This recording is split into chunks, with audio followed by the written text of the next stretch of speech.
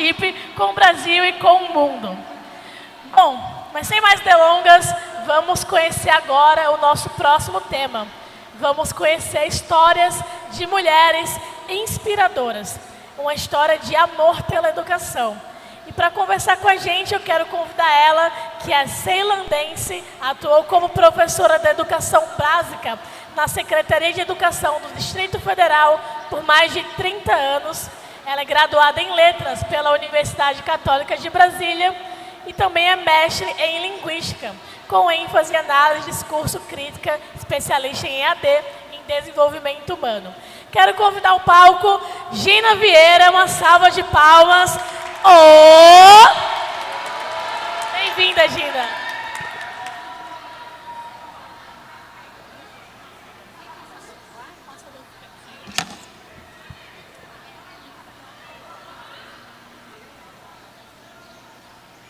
Bom dia, minha gente. Os heróis da resistência que ficaram até agora, vai batendo a fome no final da manhã. Quero dizer que é um prazer imenso estar aqui com vocês.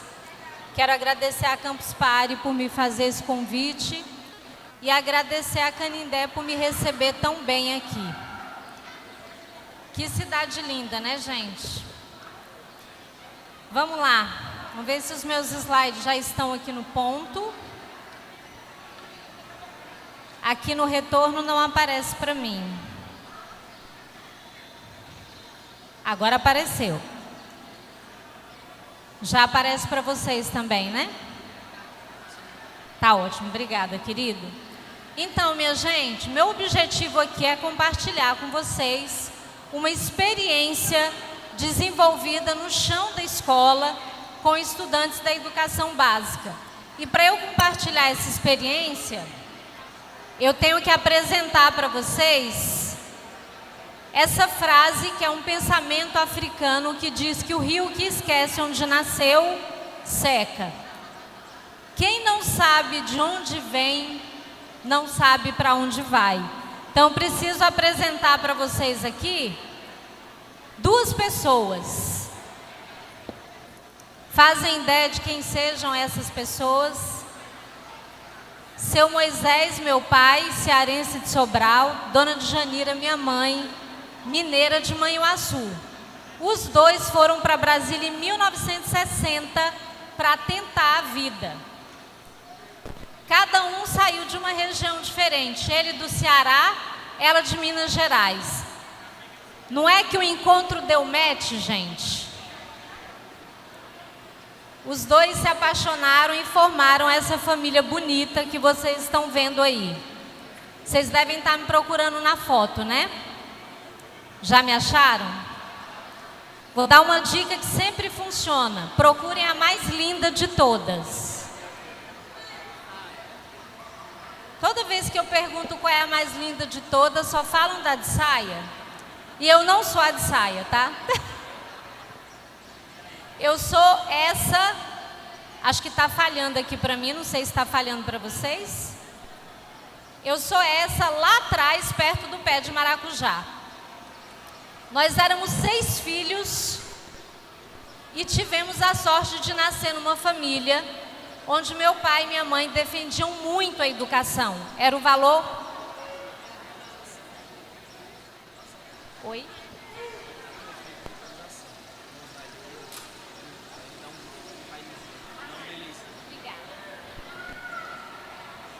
E aí, gente, meu pai sempre dizia para mim que a coisa mais importante na vida da gente era a educação. O pai de vocês também fala isso. Para mim, ele não era alfabetizado, não sabia ler e escrever, mas ele dizia que quem sabia ler e escrever tinha superpoderes. Essa sou eu aos 7 anos de idade, quando entrei na escola. Todo mundo tem essa foto, né, minha gente? Só quem tem... Então, se você disser que você tem essa foto, é porque você tem mais de 50 anos. Sem problema, né? Ter mais de 50 anos. Então, aos 7 anos de idade, eu encontrei essa professora. Creuza Pereira dos Santos Lima. Quando eu entrei na escola, eu conheci uma coisa chamada racismo. O racismo atravessa a trajetória de toda criança negra. Antes de conhecer a professora Creuza, o meu sonho era ser uma criança invisível, para tentar fugir das violências que eu sofria. Eu sentava na última carteira, não fazia pergunta, não participava da aula, porque eu tinha medo de sofrer as violências que eu já conhecia. Até que um belo dia, a professora Creuza, apesar dos meus esforços para ser invisível, ela me chamou até a carteira dela. Eu achei que ela ia me dar uma bronca, achei que ela tivesse descoberto que eu não sabia ler e escrever, e eu fui tremendo, passando mal, com o coração acelerado.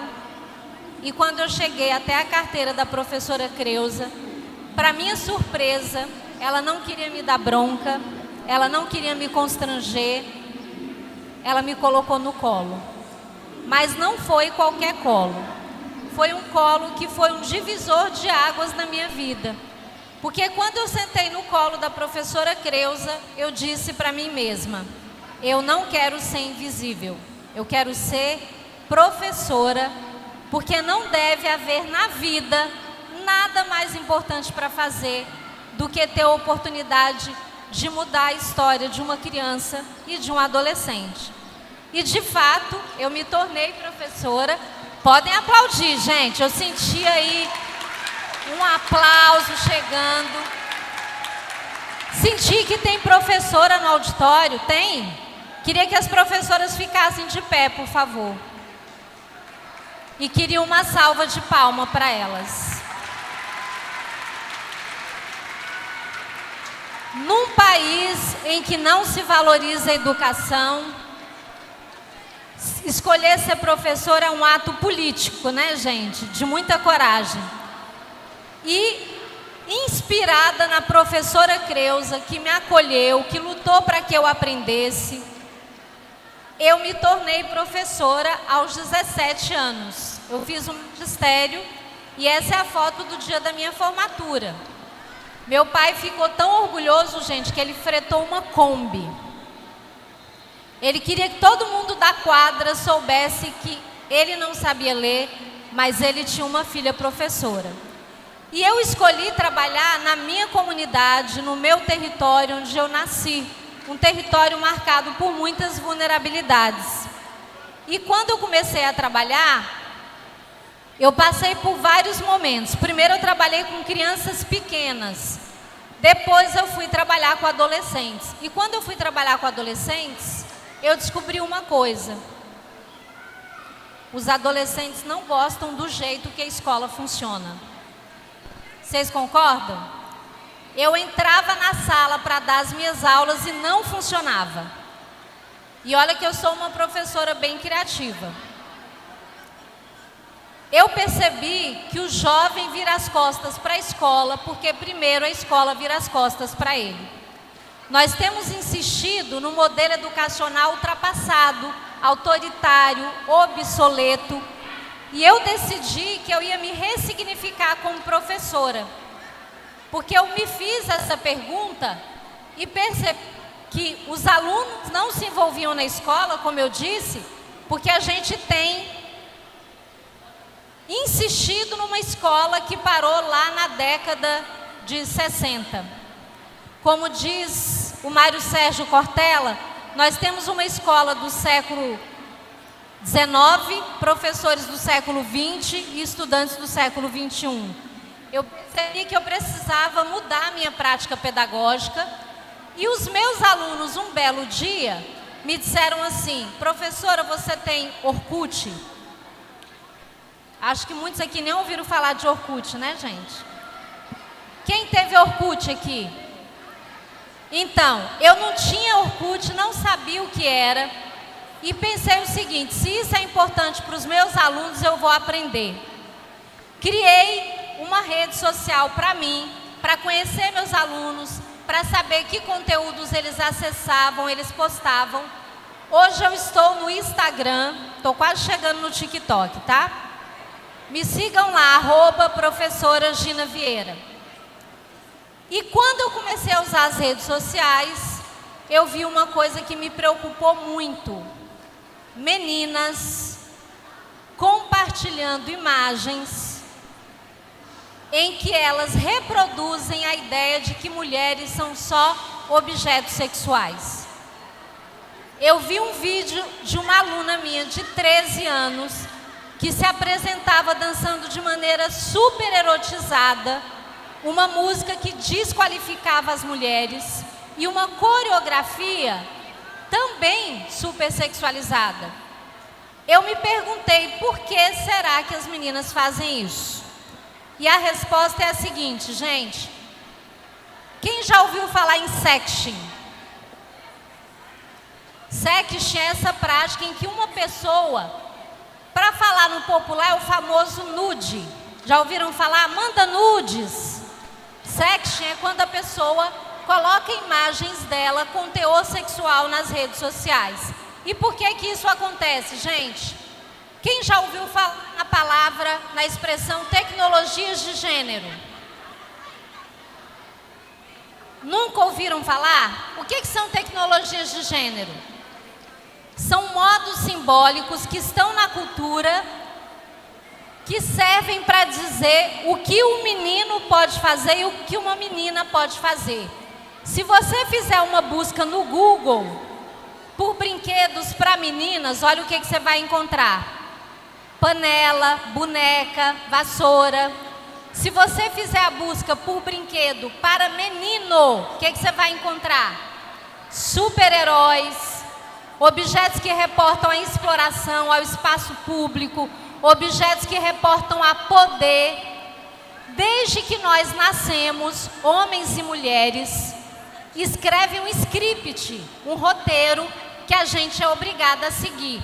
Se uma menina disser que gosta de futebol, ela vai ser criticada, não vai? Se um menino disser que gosta de balé, ele também vai ser criticado. Porque nós temos uma cultura que diz o que um menino pode fazer e o que um menino não pode. Eu vou trazer um exemplo aqui para vocês. Quem conhece essa personagem? Vocês lembram do filme da Pequena Sereia? Ela era uma sereia corajosa, desbravadora, que queria explorar os 7 mares, lembra? Ela contestava o pai dela, até que, o que aconteceu? Se apaixonou por um humano, lembram? Ela queria viver essa paixão. O que ela tinha que fazer para viver essa paixão, gente? Quem lembra?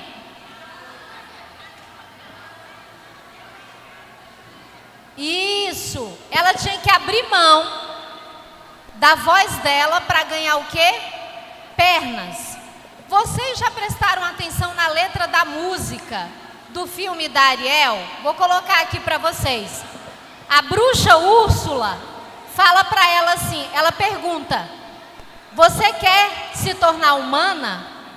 Eu te dou pernas, mas você vai ter que me dar a sua voz. E a Ariel pergunta: mas eu vou ficar sem a minha voz?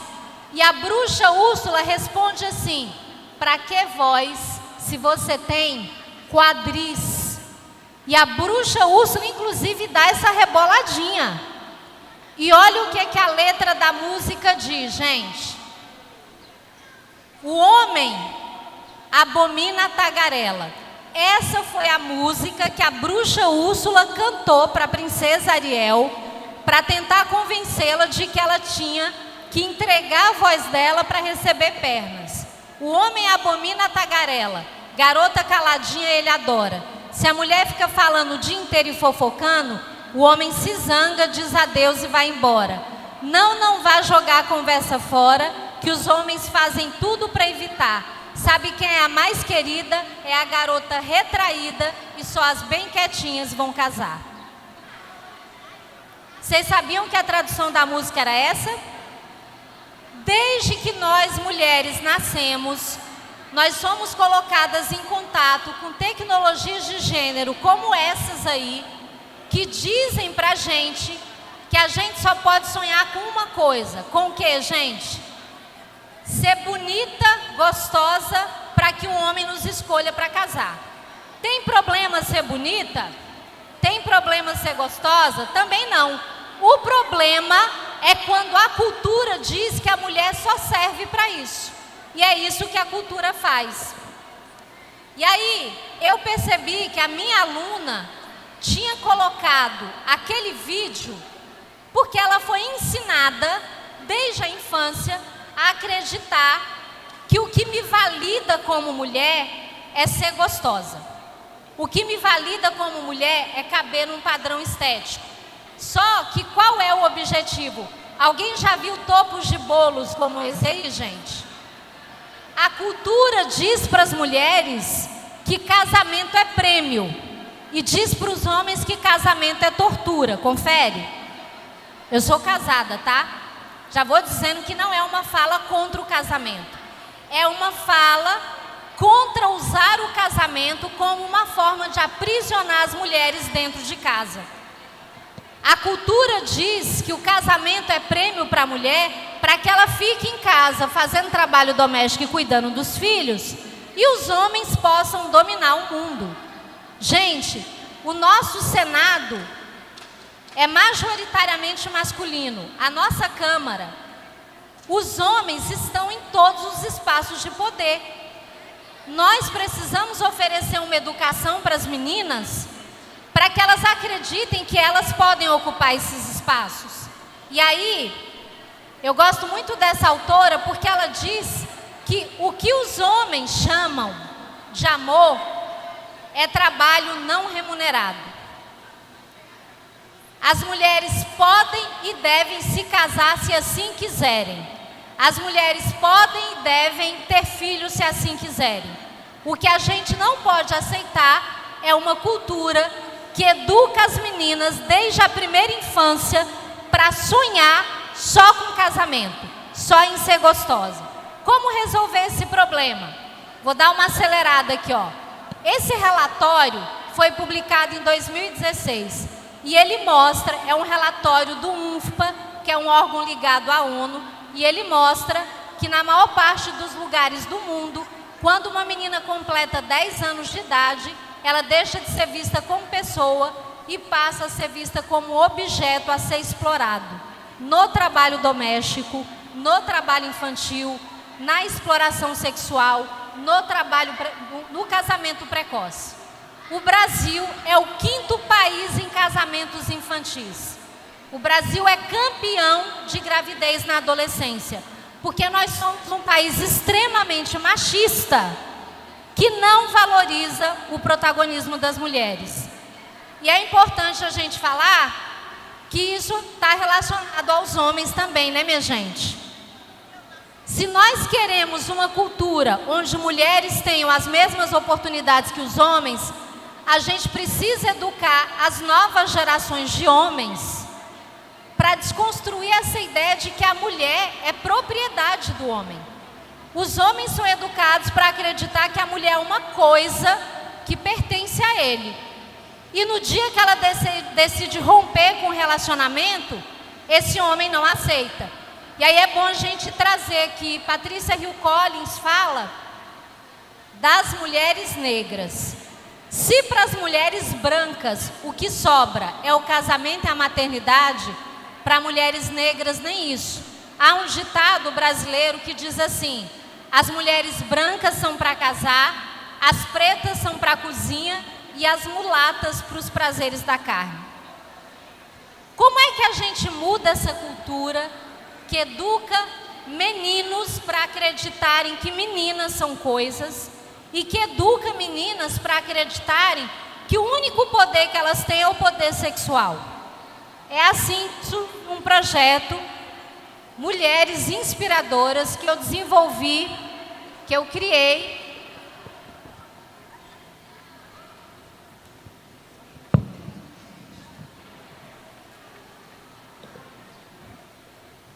Esse projeto foi criado em 2013, depois que eu vi o vídeo da minha aluna. Gente, como é que as meninas vão sonhar em ser cientistas, médicas, professoras, intelectuais, se a cultura só mostra para elas modelos de mulheres objetificadas? Na minha infância, sabe quais eram os modelos femininos que me eram dados? Gretchen, Chacrete, Tiazinha, Feiticeira, Loira e Morena do Tchan. Confere ou não confere? Esses são os modelos que a cultura apresenta para as meninas. Se a gente quer mudar a cultura, a gente tem que mudar os modelos. E o projeto Mulheres Inspiradoras trabalhou apresentando histórias de grandes mulheres. Primeiro, eu propus que os estudantes conhecessem obras de autoria feminina. Vocês já notaram que na escola a gente só lê livros escritos por homens? A gente abre o livro de história, a gente não acha as mulheres na história? Depois de ler obras de autoria feminina, eu propus que os estudantes conhecessem biografias de grandes mulheres. Vou fazer um teste com vocês aqui. Eu vou mostrar a foto e quero que vocês me digam se vocês conhecem. Quem conhece essa menina? Quem é? Muito bem, Anne Frank. Então eles conheceram histórias de mulheres jovens como Anne Frank. E essa daqui, vocês conhecem? Malala. Mas era importante conhecer a história de mulheres idosas em diferentes contextos. Então eles conheceram também essa daqui. Quem conhece? Quem é? Cora Coralina. Publicou o primeiro livro aos 78 anos. Uma das maiores escritoras que nós temos. Essa daí, quem conhece? O nome dela é Irena Zendler, viveu em Varsóvia, na Polônia. Ela descobriu que os judeus estavam sendo mortos e decidiu fazer alguma coisa. A Irena, gente, decidiu que ia salvar as crianças. O que ela fazia? Ia nos guetos onde os judeus estavam e, para não ser percebida pela polícia alemã da Gestapo, ela colocou a estrela de Davi no braço para circular entre os judeus e ela começou a tirar as crianças às escondidas. Ela colocava a criança em sacola, em pacote, em caixa de ferramenta.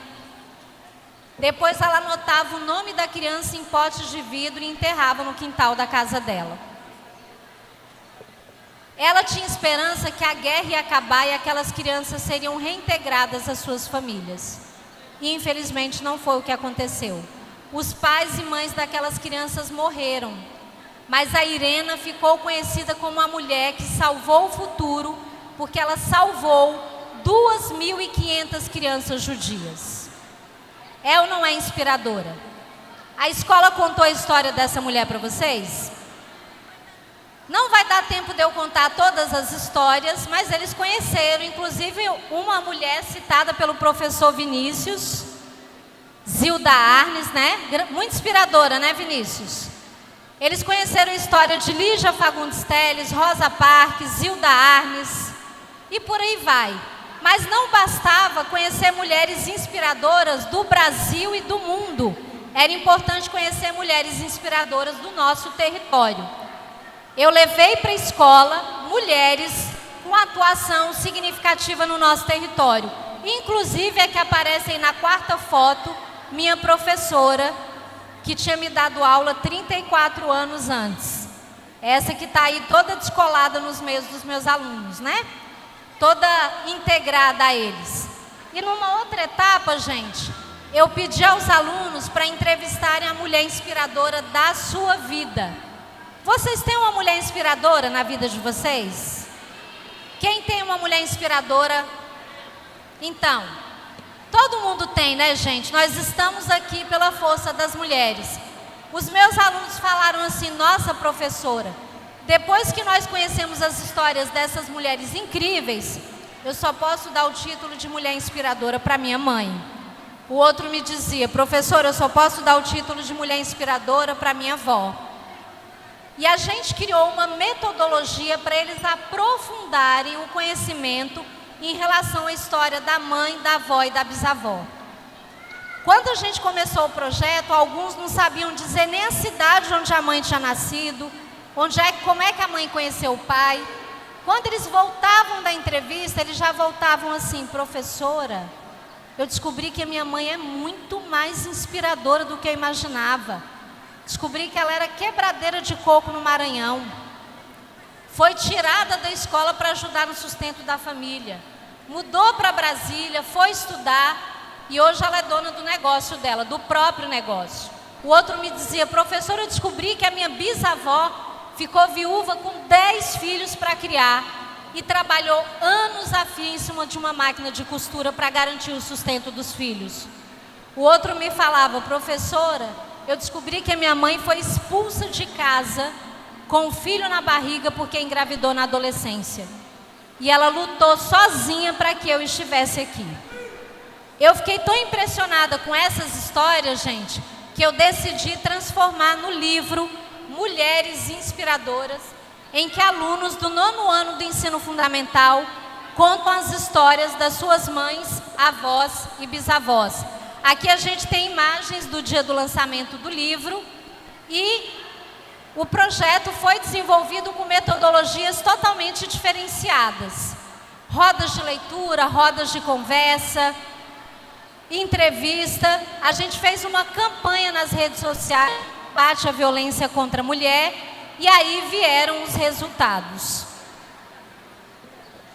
Primeiro resultado foi que os alunos passaram a participar das aulas, porque eles eram convidados a construir junto. A gente usou ferramentas de tecnologia para eles se integrarem ao processo pedagógico. Mas houve outros resultados que a gente não esperava. E um deles foi o recebimento de vários prêmios. Alguém viu a nossa campanha pelas redes sociais e sugeriu que a gente se inscrevesse no primeiro prêmio Ibero-Americano de Educação e Direitos Humanos. Nós nos inscrevemos e concorremos com mais de 300 escolas do Brasil inteiro e conquistamos o primeiríssimo lugar. Esse foi o primeiro de uma série de 20 prêmios diferentes que nós conquistamos. Conquistamos o 8º Prêmio Professores do Brasil, o Prêmio Construindo a Igualdade de Gênero, fomos finalistas no Prêmio Cláudia e no Prêmio Professor Nota 10 e depois disso a OEI, o MEC, nos indicou para participar do primeiro Prêmio Ibero-Americano de Educação e Direitos Humanos. Nós fomos para Lima, Peru, concorrer com projetos da Ibero-América e conquistamos o primeiríssimo lugar. E esse prêmio de $20 mil americanos que vocês estão vendo aí. Essa minha cara de ué na foto, gente, é a cara de quem não estava acreditando, né? Porque a gente que trabalha na escola pública com tanta dificuldade, quando a gente vê o nosso trabalho ser reconhecido, a gente custa acreditar. Só que não parou por aí. Em 2017, um banco que tem sede na Colômbia conheceu o projeto Mulheres Inspiradoras e falou assim: professora Gina, eu quero levar esse projeto para mais escolas. E nós criamos o programa de ampliação do projeto Mulheres Inspiradoras e o levamos para mais 15 escolas diferentes. Hoje o projeto Mulheres Inspiradoras, gente, está presente em 50 escolas públicas do Distrito Federal. Ele também chegou, vou dar uma acelerada aqui, ele também chegou a outras escolas do Brasil, porque depois que eu realizei o projeto, eu fui convidada para estar no programa da Fátima, com Lázaro Ramos, com Pedro Bial, em vários veículos da mídia. Professores do Brasil inteiro ficaram sabendo do projeto Mulheres Inspiradoras e hoje ele está espalhado pelo Brasil. Institucionalmente, ele está em Campo Grande, Mato Grosso do Sul. Essas foram as aparições mais recentes do projeto Mulheres Inspiradoras. Quem tiver condições de assistir no Globoplay, nós participamos do Globo Repórter do dia 15 de setembro. que foi um programa especial mostrando experiências exitosas na educação. Em 2018, aqui está a notícia, né, de que o projeto foi para Campo Grande, Mato Grosso do Sul, mas não parou por aí. Nós criamos um projeto chamado Inspira Cine Mulheres, em que a gente pega histórias de grandes mulheres, transforma em mini documentários e leva para as escolas públicas para que os estudantes possam conhecer. Em 2021, o projeto Mulheres Inspiradoras foi instituído, foi publicada a portaria que torna o projeto parte das políticas públicas do Distrito Federal. Então, hoje, a gente tem um programa que funciona da seguinte maneira: as escolas que participam do programa recebem um acervo com obras de literatura produzida por mulheres, e essas escolas desenvolvem projetos que precisam ter como foco a leitura dessas obras produzidas por mulheres e, além disso, o desenvolvimento de ações que permitam que os alunos reflitam sobre a importância da gente desconstruir o machismo e o racismo. Inclusive, depois disso, em 2021, foi feita uma alteração na LDB que torna obrigatório o trabalho voltado para gênero na escola. Além disso, em 2022, o projeto Mulheres Inspiradoras atravessou o Atlântico e chegou à província de Niassa, em Moçambique. Um professor moçambicano conheceu um brasileiro que conhecia o projeto, o amigo dele conheceu sobre o projeto, ele se interessou, entrou em contato comigo, eu passei para ele a metodologia do projeto e hoje o projeto Mulheres Inspiradoras chegou em África. Pode aplaudir. Mais recentemente, com o apoio da professora Naí Bicalho, que aparece aí na foto, o projeto Mulheres Inspiradoras foi tornado uma disciplina da graduação no Centro de Estudos Avançados e Multidisciplinares da UNB. Essas são as minhas colegas que trabalham comigo ministrando a disciplina. E aí, já para encerrar a minha participação, queria encerrar falando duas coisas para vocês. Primeiro, a gente nunca pode duvidar do nosso poder quando a gente está profundamente comprometido com a mudança social. Como diz aquele meme, eu era só uma professora com um incômodo de ver uma escola que empurra o jovem para fora dela.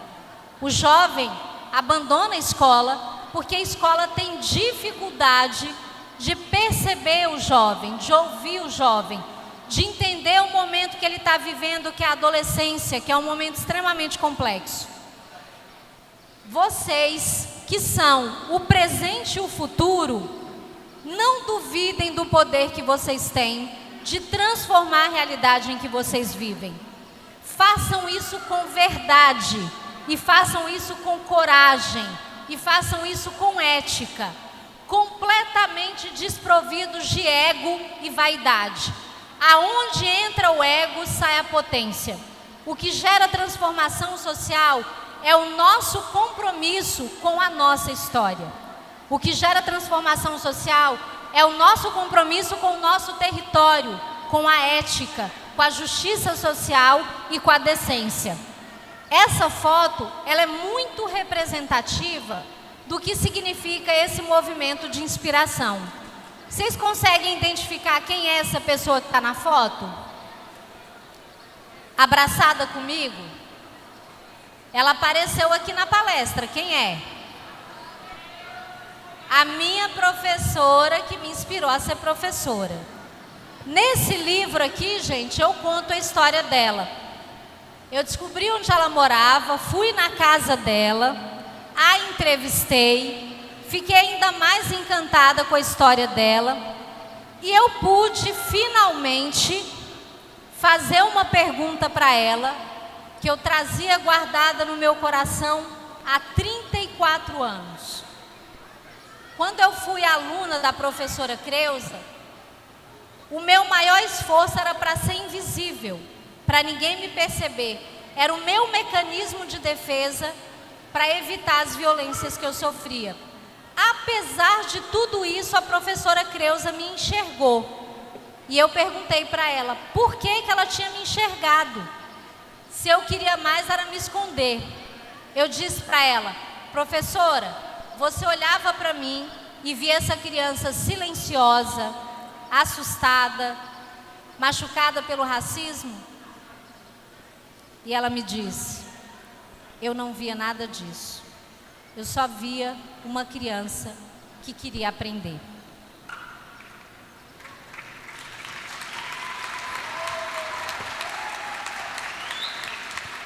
Eu era uma criança marcada por muitas vulnerabilidades, mas a professora Creuza escolheu olhar para o que eu tinha de potência e não para o que eu tinha de fragilidade.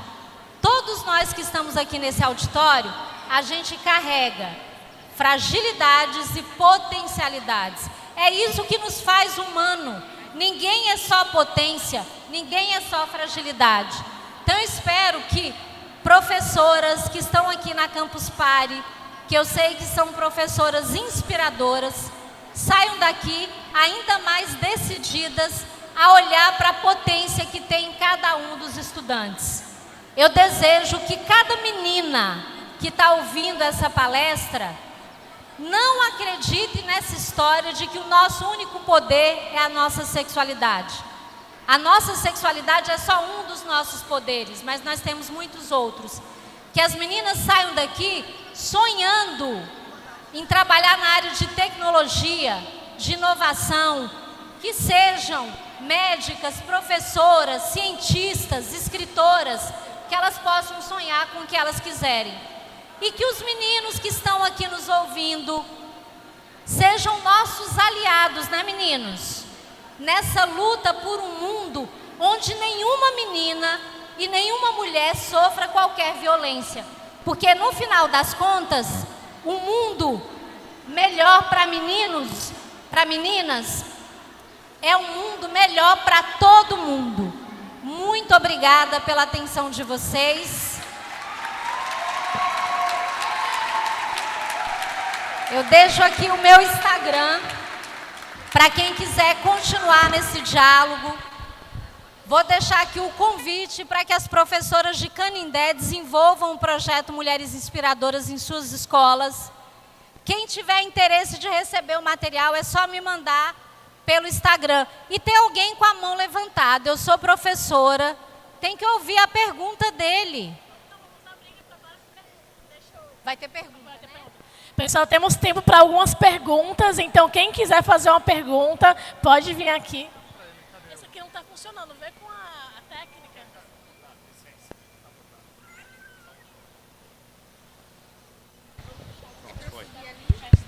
Pode fazer aqui, fala seu nome. Oi, meu nome é Igor. Eita, negócio alto, né? Oxente. Então, eu queria perguntar para a senhora, aliás, uma história incrível que a senhora tem, fiquei até emocionado assim, ó. Coisa maravilhosa, viu? Que eu lembro que tinha um programa na Globo que passava que tinha o mesmo nome, Mulheres Inspiradoras. Tem alguma coisa a ver com esse projeto?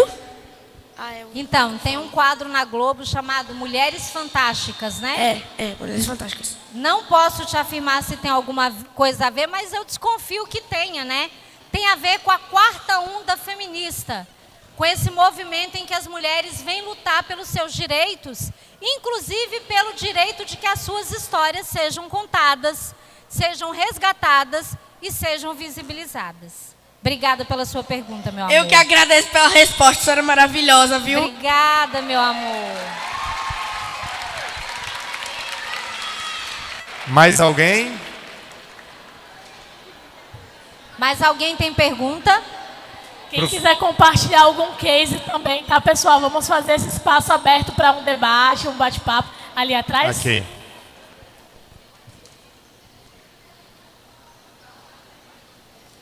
Fala seu nome e sua idade, por gentileza. Obrigada. Meu nome é Maria Eduarda Gomes Félix, eu tenho 15 anos e sou do Colégio Delmiro. A senhora, alguma vez no início desse projeto, pensou que ele se tornaria assim tão grande, que ele alcançaria uma grande proporção como ele alcançou nos dias de hoje? Amor, repete seu nome para mim, por favor. Maria Eduarda Gomes Félix. Maria Eduarda, muito obrigada pela pergunta. Maria Eduarda, eu vou ser sincera, nem nos meus melhores sonhos eu imaginava que o projeto se tornaria o que ele se tornou. Porque quando você faz alguma coisa com o seu coração e a sua verdade, você está focado no que está acontecendo ali ao redor de você.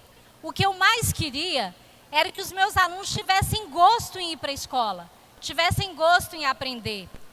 Então eu fiz com tanta verdade, com tanto compromisso, que eu acho que isso transbordou para o mundo. Mas eu não imaginava que fosse se tornar o que se tornou. Por isso eu disse para vocês, quem fica focado em querer fazer uma coisa grandiosa, fala assim, eu quero fazer uma coisa grande, eu quero fazer uma coisa que seja famosa.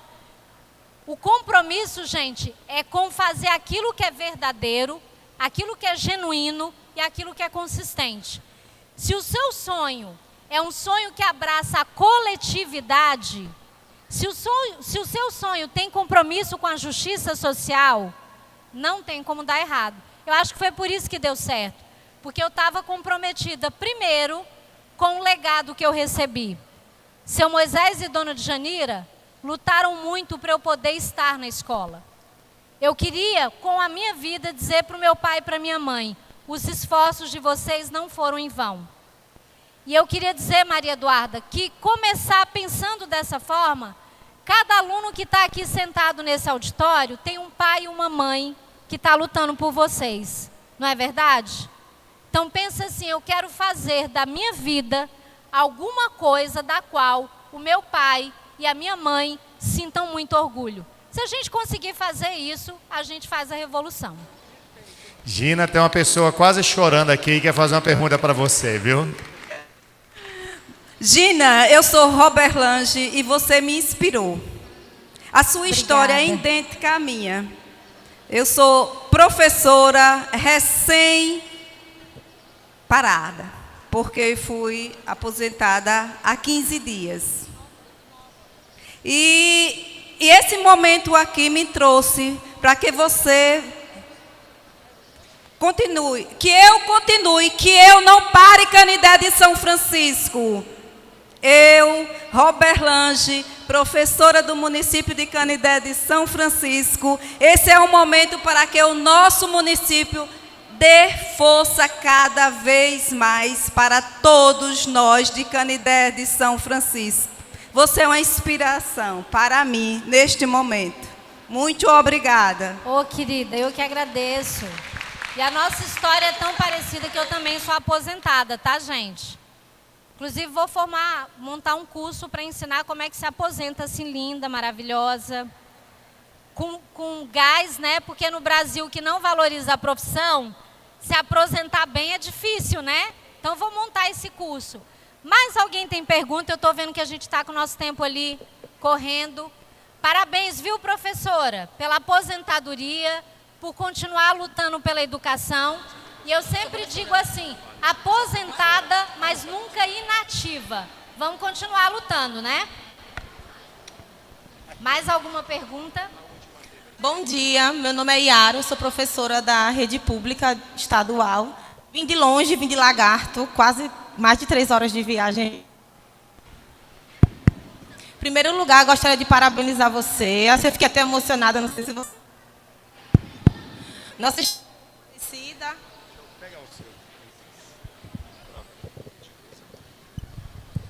Nossa história é um pouco parecida, porque eu nasci em Santos, meus pais são nordestinos, fui criada aqui no Nordeste. E quando eu assumi uma escola na rede estadual de ensino, uma escola que era vista pela sociedade lá na minha cidade como marginalizada por conta dos nossos alunos que vinham da periferia da cidade, e a maioria deles vinham de zonas rurais distantes, eu observava que a maioria deles não tinha perspectiva. As meninas queriam casar, os meninos queriam trabalhar, e ele só tinha isso para eles. Então, eu fazia das minhas aulas de matemática, né? Sou professora de matemática, hoje eu estou na coordenação da escola. E eu coloquei na minha cabeça que eu tinha uma missão de levar a escola que eu trabalho para outros lugares, para que outras pessoas conhecessem também os meus alunos. E segunda-feira nós estamos embarcando para Campinas, vamos para uma final olímpica, então é a primeira vez que a minha escola irá participar. Né? E depois eu gostaria de conversar pessoalmente com a professora para saber como é que a gente pode levar esse projeto para a minha escola também. Obrigada. Que lindeza, professora. Ela já é inspiradora porque mulher que é professora de matemática já está ocupando um lugar que disseram que não é nosso, não é assim? A cultura diz que cálculo e tecnologia é só para homem. Ela vai lá e fala, não, é para mim. Parabéns, professora. Muito obrigada pelo seu relato. Ele confirma aquilo que eu falei. Quem trabalha comprometido com a mudança, não tem como não dar certo. Tem que ser de verdade, tem que ser de coração. Mais perguntas, gente? Vamos lá, dá tempo para mais duas. Quem tiver aí, um aqui, outra... Professora, pediram onde encontra o livro. Ô, gente, agora eu vou passar vergonha, né? Porque o livro está esgotado, ele nunca foi comercializado, porque, como eu disse, eu não imaginei que, além de nós lá do território, alguém mais ia querer ler o livro, né?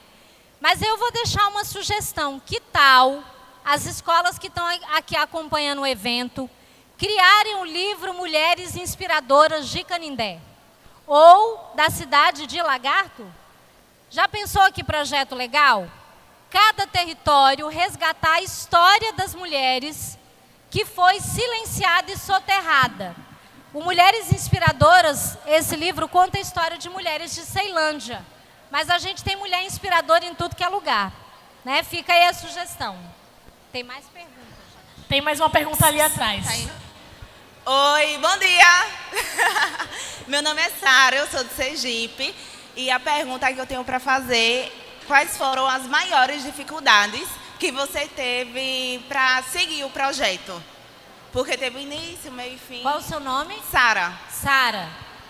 Pergunta brilhante, Sara. Quais foram os maiores problemas? Todos. Todos que vocês pensarem. Quando eu cheguei com a ideia de trabalhar com um projeto, a minha supervisora pedagógica abraçou. Mas muita gente me olhou e falou assim, para que a gente tem que aprender histórias de mulheres? Aí eu falei, abre o seu livro e me fala quantas mulheres estão aí. O projeto, Sara, era um projeto inovador no sentido de que eu não trabalhava tanto com aula expositiva. Eu trabalhava com metodologias ativas, rodas de conversa, rodas de leitura. Muitos olhavam o que eu estava fazendo e diziam, ó, isso aí não é aula não, isso aí é bagunça. E os alunos aprendiam muito mais porque eles estavam participando. Para vocês terem uma ideia, depois que eu desenvolvi o projeto, eu fui gentilmente convidada a me retirar da escola.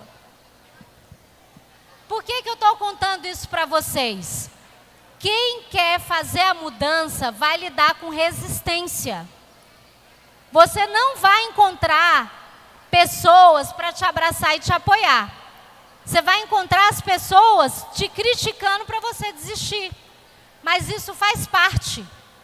Eu encontrei também pessoas que me apoiaram, eu colei nessas pessoas que me apoiaram e consegui fazer o trabalho. Então, Sara, quando a gente tem segurança no que a gente está fazendo, e eu tinha muita segurança, porque eu estudei muito para fazer o projeto, eu tenho 3 pós-graduações, eu sou uma professora que não paro de ler e de estudar, eu sabia o que eu estava fazendo, não era uma aventura. E aí, quando veio a resistência, eu sabia que as pessoas estavam resistindo, não porque elas tivessem alguma coisa contra mim, é porque o novo assusta.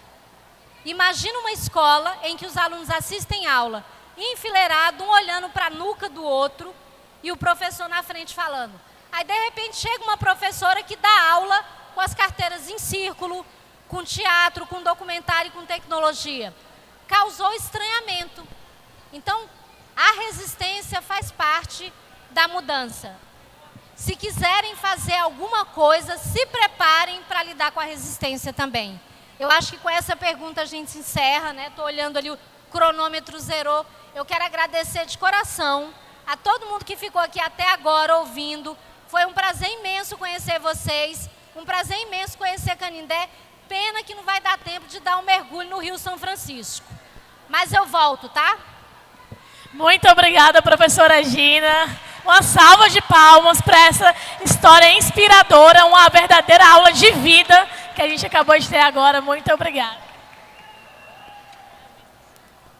Bom, vamos ter daqui a pouquinho o nosso intervalo para o almoço. Antes disso, últimos recadinhos para poder liberar vocês, tá?